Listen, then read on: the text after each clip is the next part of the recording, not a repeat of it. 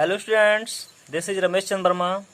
I welcome to you on my YouTube channel English with RC Verma.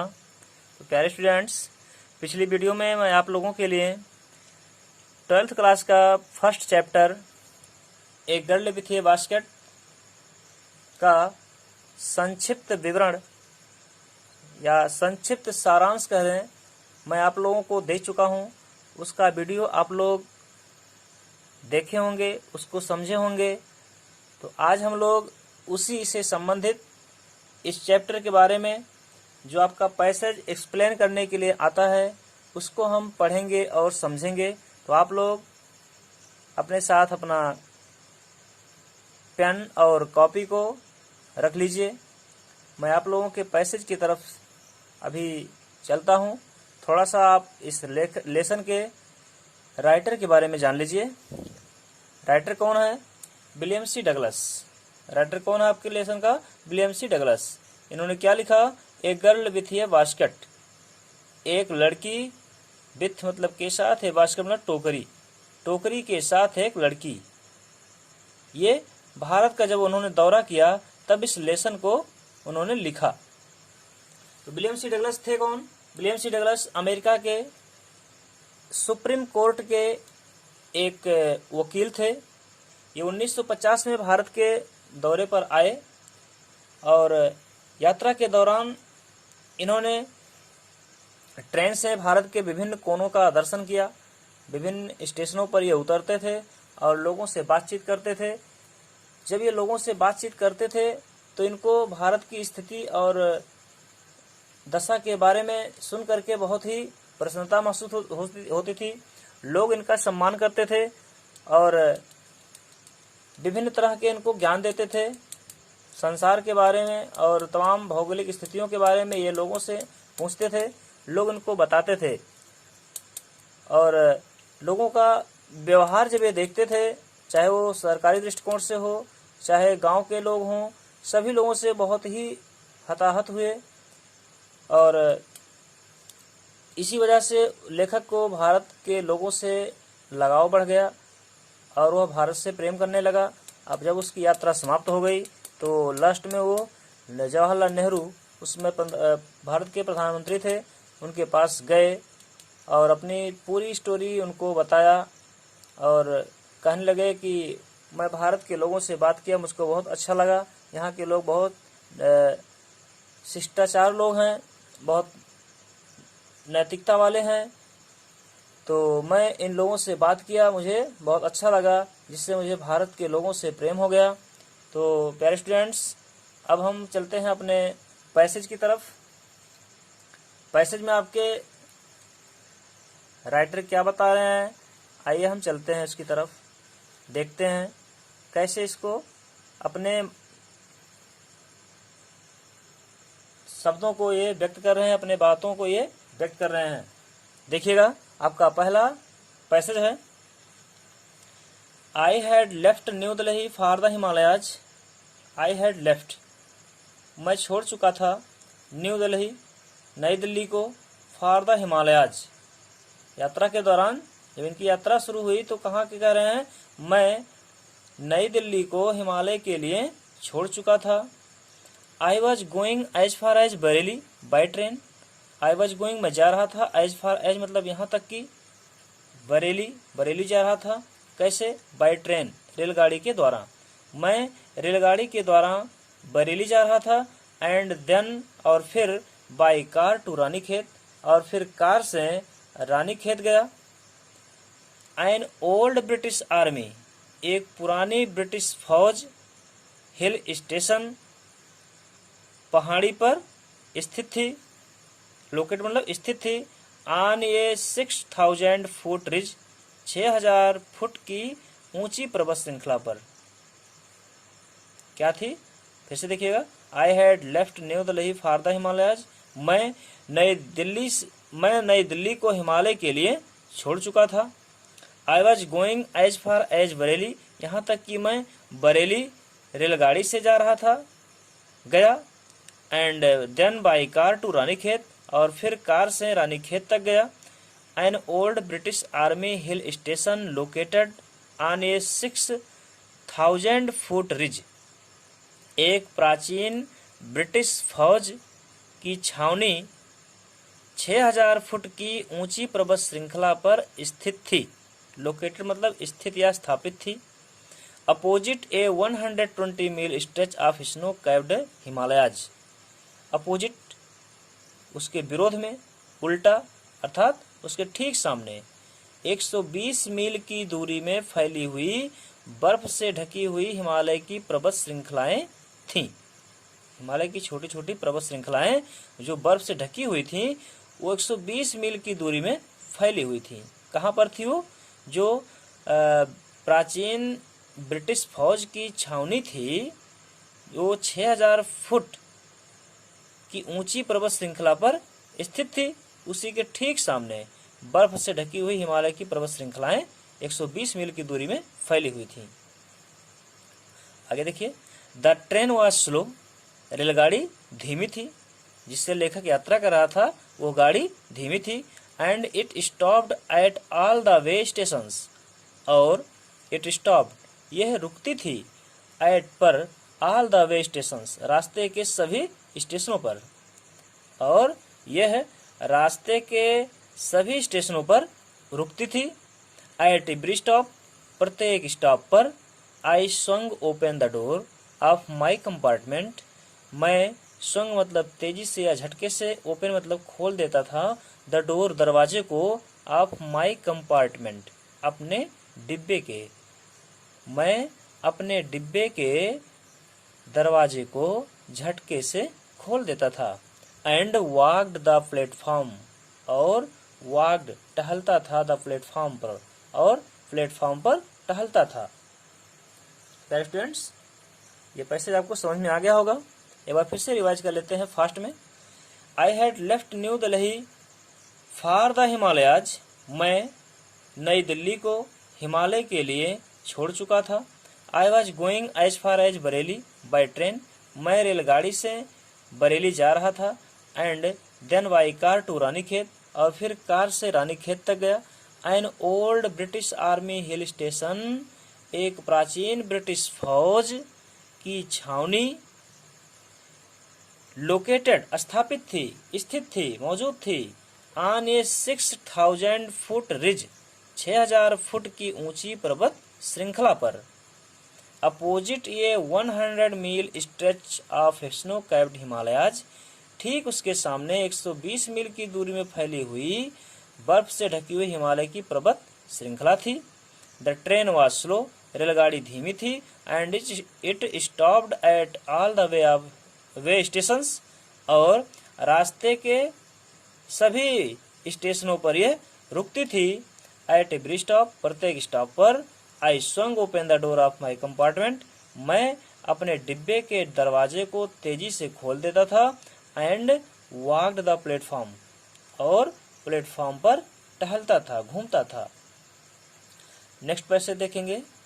The platforms were packed with the people, Sikhs, Muslims, Hindus, soldiers, merchants, priests, porters, beggars, hawkers. क्या? Platforms were packed, packed मतलब भरा हुआ था, खचाखच भरा हुआ था। With people, लोगों से। कौन लोग थे? प्लेटफॉर्म सिखों, मुस्लिमों, हिंदुओं, सैनिकों, सौदागरों, पुजारियों, कुलियों, भिखारियों और फेरी वालों से खचाखच भरा हुआ था। ऑलमोस्ट अधिकांशतः। एवरीवन वाज बेयरफुट, अधिकांश लोग नंगे पांव थे। बेयरफुट मतलब नंगे पांव। अधिकांश लोग, अधिकांशतः प्रत्येक व्यक्ति नंगे पांव थे। एंड ड्रेस्ड, और पहने हुए थे, in loose white garment.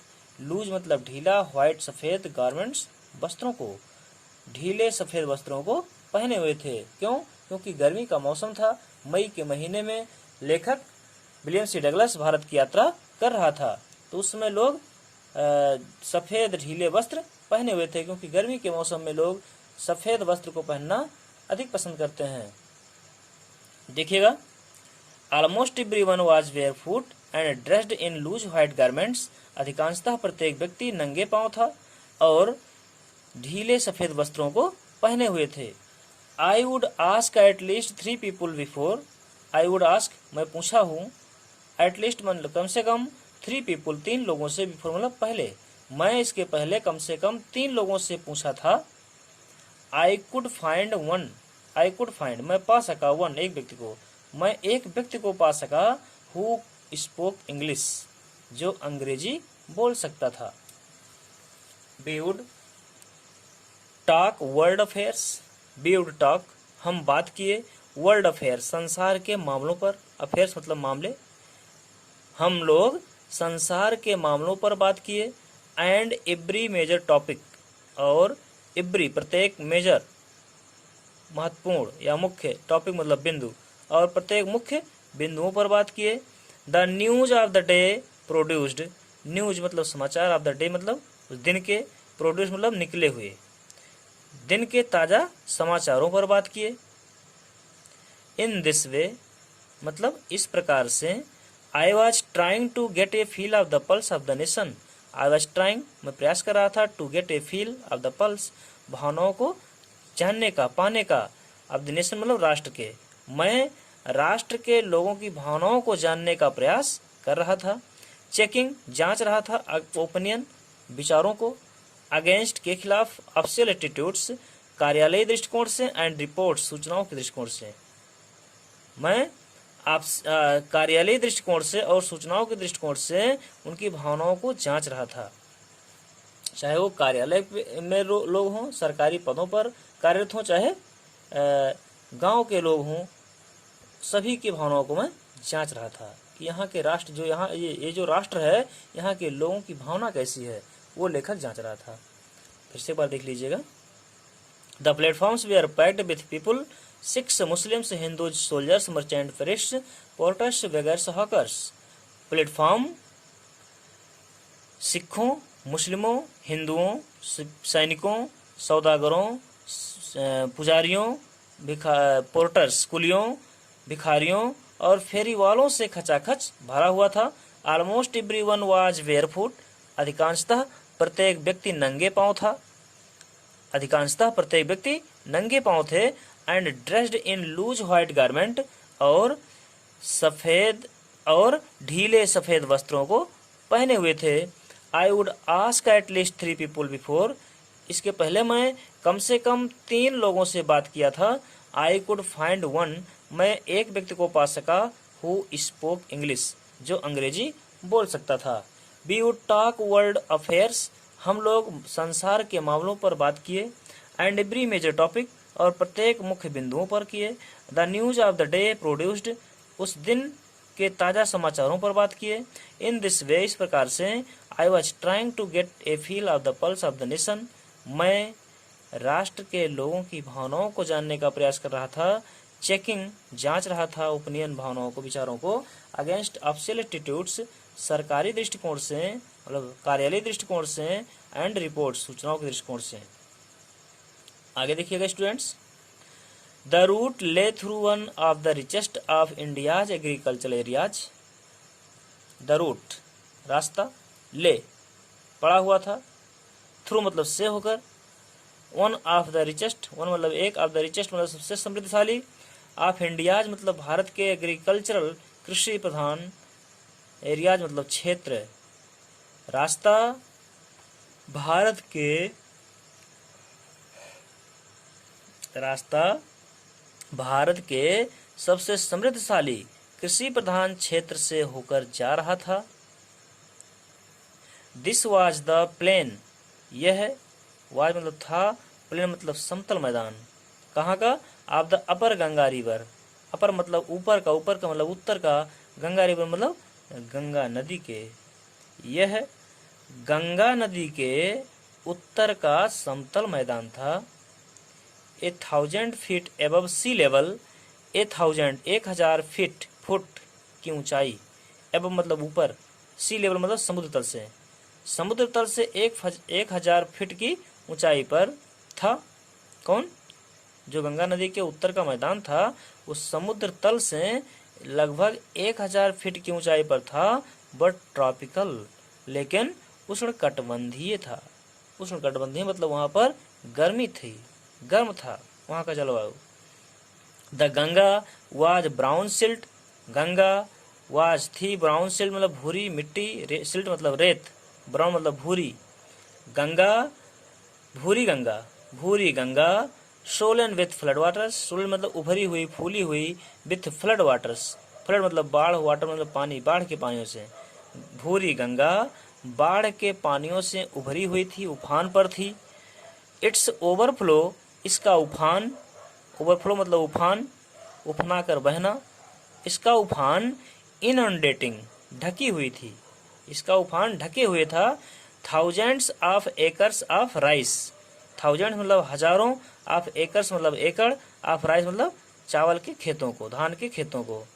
The Ganga was brown silt, भूरी गंगा बाढ़ के पानियों से उफान पर थी और इसका उफान हजारों एकड़ चावल के खेतों को ढका हुआ था।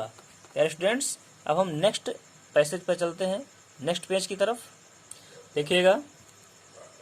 To the north where jungles, to the north, north मतलब उत्तरी दिशा में, वेयर जंगल्स उत्तरी दिशा में जंगल थे, ग्रेट एक्सपेंसेज ऑफ ग्रास, बड़ी विस्तृत मात्रा में घासें थीं, विस्तृत बहुत बड़ी विस्तृत मात्रा में घासें थीं। हायर देन ए मैन्स हेड, हायर मतलब से ऊंची, देन मतलब हायर देन मतलब उससे ऊंची, ए मैन्स हेड मतलब मनुष्य के सिर से, मनुष्य के सिर से भी ऊंची थी, मतलब घासें बहुत बड़ी मात्रा में थीं और मनुष्य के सिर से भी ऊंची ऊंची घासें थीं। एंड अनब्रोकन एक्सेप्ट, और इसके अलावा लगातार, अनब्रोकन मतलब लगातार, एक्सेप्ट मतलब इसके अलावा, और इसके अलावा लगातार, for an occasional clump, अकेजनल clump, अकेजनल मतलब होता है कहीं कहीं, ऐसे अवसर पर होता है, लेकिन यहाँ पर कहीं कहीं, क्लम्प मतलब होता है ग्रुप, क्लम्प मतलब झुरमुट, झुरमुट मतलब समूह, या कह लें झाड़ी, अकेजनल क्लम्प ऑफ ट्रीज, ट्रीज मतलब पेड़ों के समूह, पेड़ों के झुंड, क्या कहेंगे पूरा, and unbroken except for an occasional clump of trees, और इसके अलावा लगातार कहीं कहीं वृक्षों के झुरमुट दिखाई देते थे। द होम ऑफ टाइगर्स, वे क्या थे, जो वृक्षों के जंगल थे वे क्या थे, द होम ऑफ टाइगर्स चीताओं के घर, एलिफेंट्स हाथियों के घर, पाइथॉन्स अजगरों के घर, एंड कोबराज काले नागों के घर थे। जो कहीं कहीं वृक्षों के समूह दिखाई देते थे, वृक्षों के मतलब झाड़ी दिखाई देते थे, वो चीताओं, हाथियों, अजगरों और काले नागों के घर थे। Everyone else there was flat land running to the horizon, प्रत्येक जगह, इल्स मतलब भी, देयर वाज फ्लैट लैंड समतल भूमि, समतल धरती, रनिंग मतलब भाग रही थी, टू द हॉरिजन मतलब क्षितिज रूप में, प्रत्येक जगह चपटी धरती भी क्षितिज रूप में भाग रही थी। अब क्षितिज रूप मतलब होता है वह स्थान जहाँ पर धरती और आकाश मिलते हुए दिखाई दे, कि दोनों टच हैं, आपस में मिले हुए हैं, दूर जब हम देखेंगे तो हमको ऐसा दिखाई देता है, और उस स्थान को हम क्या बोलते हैं, क्षितिज बोलते हैं, इंग्लिश में हॉरिजन बोलते हैं, हॉरिजॉन्टल। प्रत्येक जगह सब चपटी धरती भी क्षितिज रूप में भाग रही थी। But dotted here and there, लेकिन डॉटेड मतलब बिंदुओं की तरह, हियर एंड देयर मतलब यहाँ वहाँ, by the sacred banyan tree, sacred मतलब पवित्र, बनियान ट्री मतलब बरगद के वृक्ष थे, लेकिन यहाँ वहाँ बिंदुओं की तरह पवित्र बरगद के वृक्ष थे।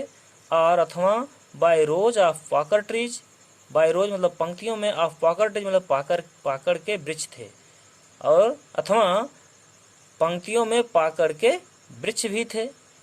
पाकड़ वो भी इसके बरगद के वृक्ष की तरह होती है, उसमें भी तमाम शाखाएं, तमाम वो क्या कहते हैं, जड़ें बरगद की तरह लटकती रहती हैं, और वो भी आपस में लिपटी रहती हैं। वो जब पाकड़ के जो पंक्तियां थीं वो कैसी थीं, और बरगद के जो वृक्ष, पवित्र वृक्ष थे वो कैसे थे, शेप्ड शक्ल में थे, आकार में थे, लाइक एल्म्स, एल्म वृक्षों की तरह, एल्म मतलब देवदारू, देवदार वृक्ष की तरह उनका शक्ल लगता था। And having thick twisted Trunks, और हैविंग रखते थे, थिक मतलब मोटे, ट्विस्टेड मतलब ऐंठे हुए, ट्रंक्स मतलब तने, और उनके मोटे तने ऐंठे हुए थे, उनके मोटे तने ऐंठे हुए थे।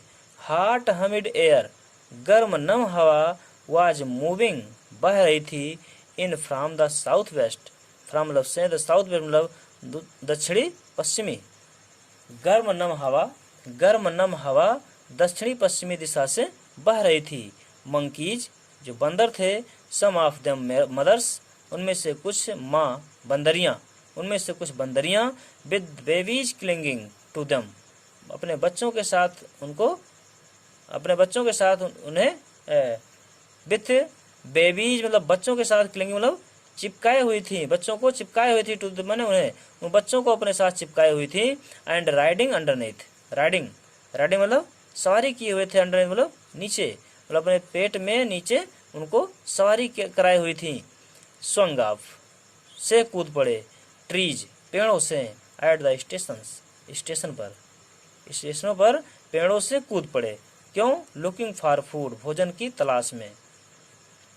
तलाश में पेड़ों से स्टेशनों पर कूद पड़े।